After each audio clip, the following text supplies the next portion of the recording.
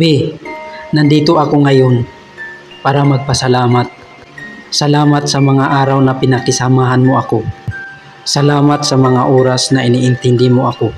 Alam kong napipilitan ka lang pakisamahan ako. Alam kong napipilitan ka lang naintindihin ako. Alam kong hindi totoo lahat ng mga pinapakita mo sa akin. Sorry kung hindi na kita iti-text at kung hindi na kita tatawagan. Kasi hindi ko naramdaman na mahal mo ako. Mahal kita, gago ka! Seryoso ba yan? Totoo ba yan mga pinagsasabi mo? Hindi ako makapaniwala eh. Ang manhid mo, mahal kita! Anong klaseng pagmamahal? Pag wala akong pera, basura na ako? Pag may makilala kang higit pa sa akin, baliwala na ako? Ganon kayo eh. Ang galing mo. Bakit ikaw pa? Bakit ikaw pa?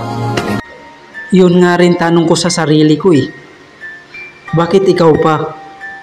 Bakit ako pa? Bakit tayo pa? Tapos, hindi naman pala tayo para sa isa't isa. Oo, aaminin ko. Mahal na mahal kita at gustong gusto kita. Butang inang puso to. Doon pa talaga sa pagmamayari na ng iba.